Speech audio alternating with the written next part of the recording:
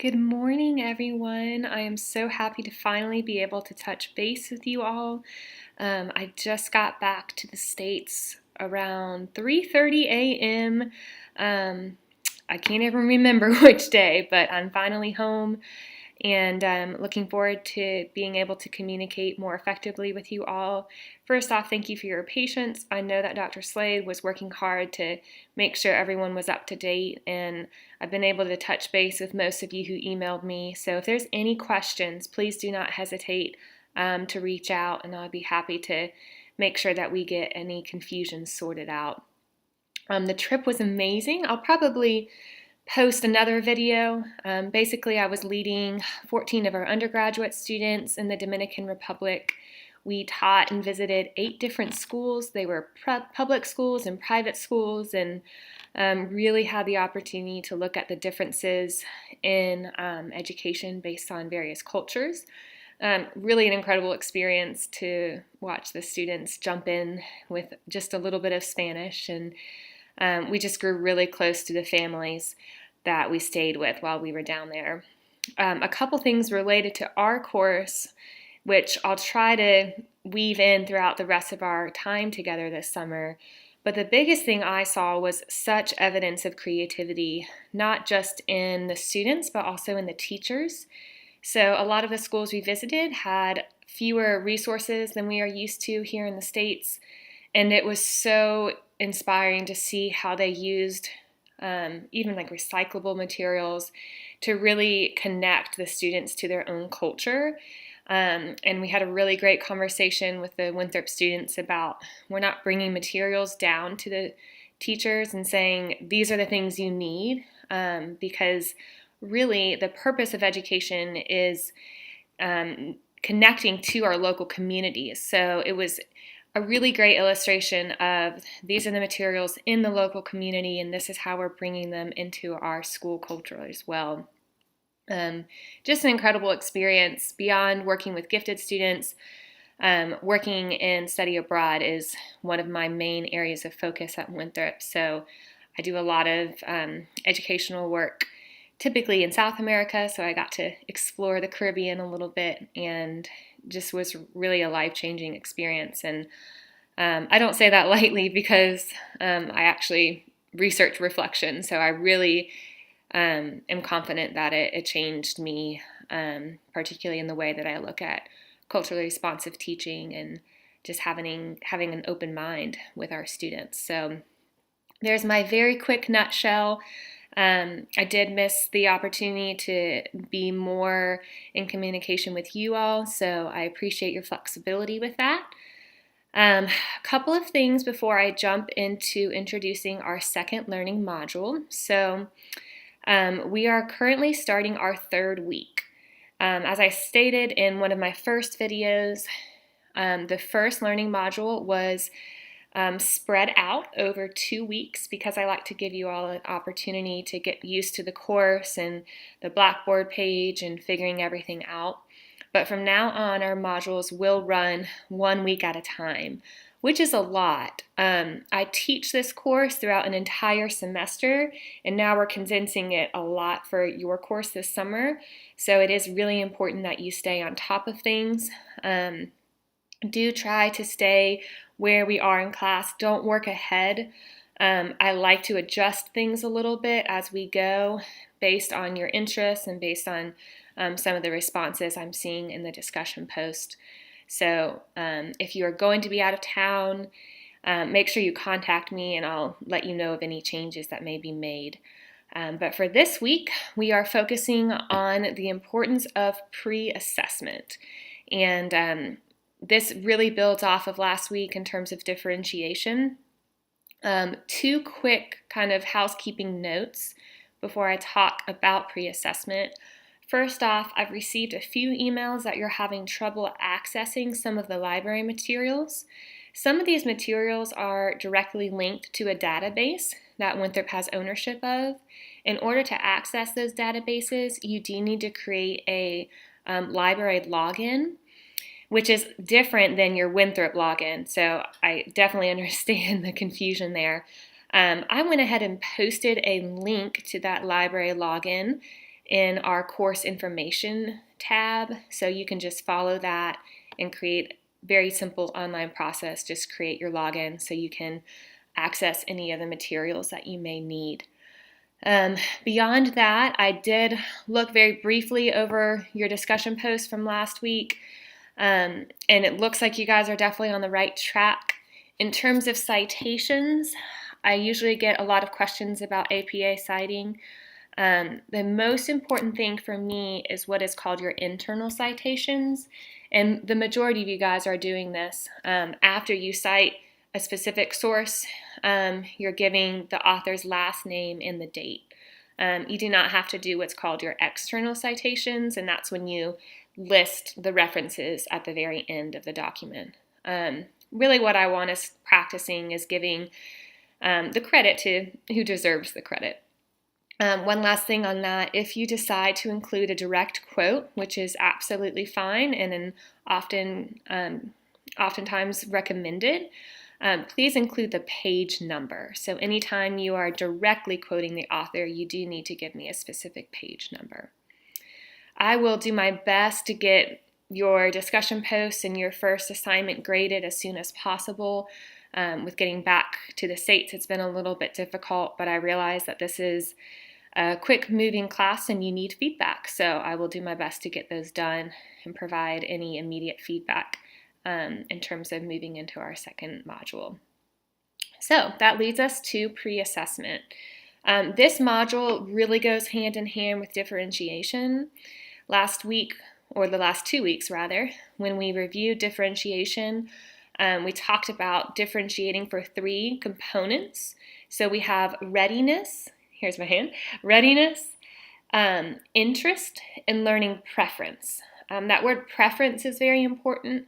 A lot of times we use learning styles, which is really not proven by research. So when we tell students that you are an auditory learner or a kinesthetic learner, that really causes students to label themselves, and it really actually creates a fixed mindset because they'll say, well, I can't learn this way because I'm only an auditory learner.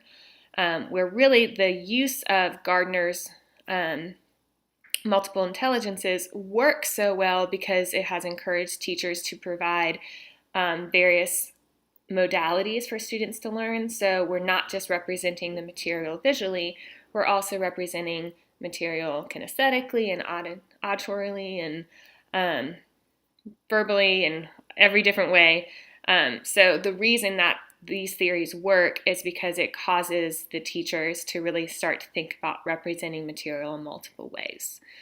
That is just a very important detail, that learning style and learning preference is different. So preference is, this is how I prefer to learn. Learning style has a kind of negative connotation. That means this is the only way that I can learn. And we really need to, as educators, encourage our students to recognize they can learn in multiple ways. They may prefer to learn in specific ways. So we have readiness, interest, and learning preference. Now, with readiness, that doesn't mean ability. So a lot of times we equate differentiation to, well, my smart kids will sit at this table and my not as smart kids will sit over here and my struggling kids will sit at the other side. The key with differentiation is it's constantly changing. So readiness is simply your student's ability and their readiness to study a specific content. So I, for example, may be ready in mathematics to work on some more advanced material, but when it comes to reading, I may not be as ready. Or it can even be specific content within that area. So I'm ready in certain components of mathematics, but not in others. That is a really key point in terms of understanding differentiation. This is not tracking.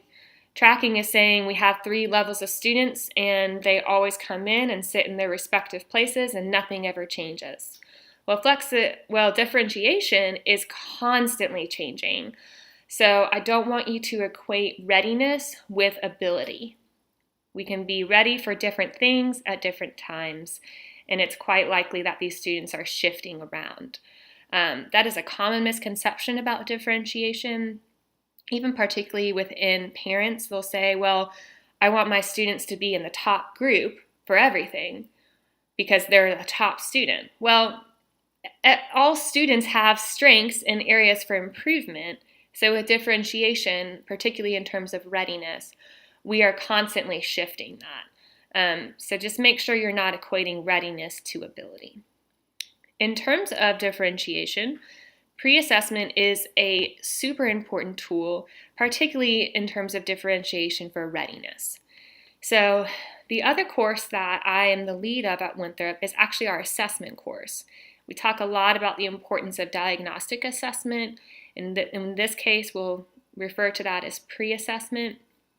And the basic conception here is we don't want to bore our students by reteaching what they already know. So gifted students often have a history of what we call underachievement, meaning they are very highly capable, but they're not reaching that high capability because they're bored. And we see this a lot. I saw this when I was teaching biology in a high school setting. I had one student who just never seemed to apply herself, never seemed to do very much, and during a teacher workday, I had the opportunity to look back at some of her records, and she was in the 99th percentile on all of her standardized tests. But she was placed in the basic CP track of biology, and I got to talk to her, and she basically said, I've been bored for a long time. I kind of just don't think that school is very important. And that is very common among our gifted students. So we can't assume we know what they know. It's very important that we use pre-assessment to then appropriately adjust our teaching. So the purpose of pre-assessment is just that. We want to figure out what do our students already know. So it is most useful in terms of differentiation for readiness. However, you can also use a pre-assessment or a diagnostic assessment for interests or learning preferences. If you think about the classic get to know you survey we often do at the beginning of the semester or the school year, we have students record their interests and how they prefer to learn. That can be used as well. But in this setting, throughout this learning module, you'll see that we're focused on readiness. And our case study for this week is about a teacher who is using a pre-assessment to determine what her students already know concerning the scientific method. So basically the story here is that a teacher has been required to teach the scientific method but has realized year after year that the students already know it. So she gives a pretty open-ended assessment to determine how much the students know at the beginning of the unit, and then you'll see the different responses that students give and how that can demonstrate various forms of readiness. So in terms of your assignments for this week, as I mentioned, we are now looking at our learning modules for 1 week, so it is more condensed than you're used to at this point. Your first assignment is your case study and your discussion post. So I would advise you to start the module by reading the case study. It just gives you a good overview, and then jumping into the library materials as usual. Your case study this week is to look at this situation about the scientific method and to describe how you, as the gifted teacher, would advocate for the importance of giving a pre-assessment in order to appropriately teach the material to the various students in your classroom. So per usual, your discussion posts run. The initial posts are always due Saturday at noon, and then your responses to your classmates' posts will be due Sunday by 11:59 p.m. I do encourage you to try to post your initial response earlier because that will give you more time to discuss. But I do realize there's a lot going on this time of year, so as long as you get your initial post due Saturday at noon, you're fine. In addition to your discussion board post this week, you also have an assignment that's called the pre-assessment interpretation. This assignment requires you to look at the case study once again, but this time focus at the students' responses to this pre-assessment activity. If you look into our Directions on this assignment in Blackboard, you'll see that I'm asking you to assume the role of the teacher and analyze those students' responses in terms of readiness. Notice that I'm not telling you, or I'm not asking you rather, who are the gifted students, because based off of one pre-assessment, you shouldn't be able to categorize, here's my gifted and high ability students, okay? Readiness, like we mentioned, is not you're always ready, it's you're ready about this specific content, okay? So I'm ready in terms of the scientific method. Now, oftentimes with gifted or high ability students, they will show patterns of readiness across the board and across content areas. But based off of this one pre-assessment, it would not be good practice to say these are my gifted students and these are not gifted. So based on those 6 student responses, I'm asking you to analyze them in terms of readiness.